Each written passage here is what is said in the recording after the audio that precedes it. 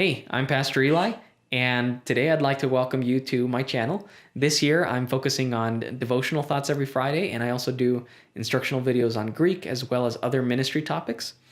So if you're a young pastor or an even older pastor, if this is helpful to you, or if you're just a regular Christian who enjoys learning about the Bible and just some of the workings of a pastor, you've come to the right channel. Now, just because it's the beginning of the year, beginning of a new year, doesn't mean that all of last year's problems are gone. In fact, few times has it ever worked that way.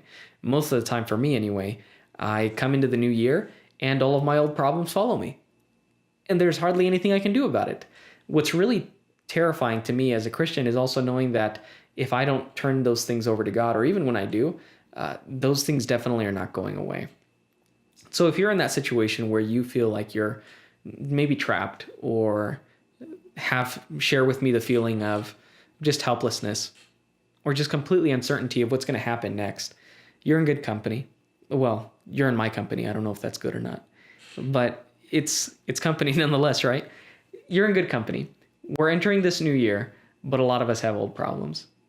And for me, I often feel alone, but it's not just because of isolation of where I live. It also has to do with being a young pastor, being a minister, especially being a minister in this kind of area, can be really lonesome sometimes. Most of the times, pastors that live in rural areas will end up working by themselves over a large span of churches. So, for example, I have 3 churches, which on its own isn't all that much in the grand scheme of things. I've heard of pastors that have 7 churches. I knew of a pastor that worked in the Wyoming area that had that many churches. There's a feeling of solitude, not just because of the distance or because of there not being people around, but there are some things that you learn as a pastor that you can't share with other people. If that's been you, whether you're a pastor or not, I'm sure that you can relate. There's sometimes just knowing something, having experienced something that nobody else has experienced before, or that you have nobody to relate to, can feel really lonesome. I experienced that a lot, but I remember this passage in the book of Luke that keeps me going. The book of Luke kind of ends a little bit differently than the other Gospels do. They all generally end the same way, but the book of Luke ends with a little bit more information. We get a lot more details of what happens to the disciples, what they're thinking, what they're talking about, where they're going. Because once Jesus died, as far as they were concerned, this was just another false Messiah that had promised everything, that had done miracles, and now he was gone. But of course, we know that wasn't exactly what the case was. However, Luke is really interested in telling us how they felt, showing that really human aspect, and really showing us a glimpse of solitude. At least that's how I resonate with this passage. So if that's you this time, or if you find this later in the year, whenever you find this, if you ever feel alone, remember this passage with me. This is Luke chapter 24, and I want to specifically look at verse 13. It says, "And behold, 2 of them went that same day to a village called Emmaus, which was from Jerusalem about 60 furlongs." Now, if I'm understanding that correctly, I believe that 60 furlongs is about 11 kilometers, if I'm remembering that correctly, but don't quote me. I should have done my research, right? What's important is that these 2 disciples, it says they traveled on the same day. If we go to the top of chapter 24, it says, "Now upon the first day of the week, very early in the morning, they came unto the sepulchre, bringing the spices which they had prepared, and certain others with them." This is talking about the women that went to go look for Jesus in the tomb to anoint his body and prepare him for a proper burial. That's on the first day of the week. That same day, this is kind of giving us an overview of what all the disciples and what all the followers of Jesus were doing after the death, before they knew about the resurrection. There are 2 disciples, we're not told what their names are, but they're traveling back home, back to Emmaus. And they talked together for all of the things which had happened. Verse 14 and 15 says, "And it came to pass that while they communed together and they reasoned," they were talking, they were trying to make sense of the situation, "Jesus himself drew near and he went with them." I think we underplay how important that is. Jesus could have just popped up, but he didn't. He walks over and he draws near to them.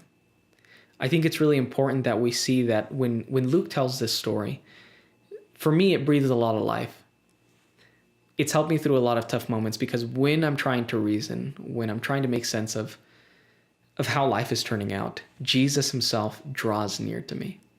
And when you're going through a difficult situation, when you're seeing yourself faced with life decisions or just life happenings that you are trying to make sense of, Jesus draws near to you. Sometimes I don't feel it though. And that's where the next verse is incredibly important. I've looked at this verse many times, and maybe you've already noticed this, but this is something that for me is really, really important. It says that Jesus himself, not just anybody, but Jesus himself drew near, and he went with them. But their eyes were holden that they should not know him. This verse has been subject of a lot of controversy and a lot of theological debate. Why couldn't they see Jesus? Was it that he was invisible? Was it that he had changed his appearance? Let's be completely honest here. Luke isn't interested in telling us why. If he was, he would tell us why. But that's not the point. The point of the story is that the disciples were struggling. They had given up. They were going home. They were confused. They were probably afraid, discouraged. Jesus himself drew near to them. Even if they didn't know that, even if they couldn't feel it, even if they couldn't tell that it was Jesus, he was still right there. I know that in my life, in retrospect, the disciples knew that it was Jesus after he broke the bread, and they realized, of course, that was him. In retrospect, it's easy to say anything. Hindsight, always going to have 20/20. But in the moment, caught up with our griefs, caught up with my insecurities, I think it's fair. I think God is not expecting more, that we may not realize that it's Jesus that's drawn near to us. That's something that's been really important to me. Anytime that I feel solitude, I remember that I'm not alone. Though I might feel like I'm alone, I know that the reality is very different. And I hope that's something that you can focus on as well. If and when, because it will happen, if and when you feel alone, remember, Jesus draws near. We may not know it, but he's definitely there. Friend, I hope that this is an encouraging Bible thought. I know it has been for me for years. Share it with a friend. Share it with somebody. The best help that you can give me, and it's not a help. I'm not making any money off of these videos. That's not why I'm doing this. I want other people to know that the Bible has not just solutions, but it has hope. Something that the world doesn't really offer right now. The Bible offers hope for people. So if you care about what the Bible has to say, if you find hope in your life, if this has been a message that has been impactful to you, share it with the people around you. I post devotional videos that I focus specifically on encouragement on Fridays. So if you want to hear more of those, or you want to be updated the next time that a new video of mine comes up, you can subscribe or hit the notification bell. I do post other things during the week, and I'm working on those things for this new year. So thank you for joining me today. It's been a blessing to share the Bible. I get a huge blessing out of just sharing with other people, and I encourage you to try it. I think that there's a lot of blessing to be had from sharing something that the world can't offer, and that's hope. The hope that Jesus actually draws near. Friend, I hope that you have a blessed week, and we'll catch you again next time.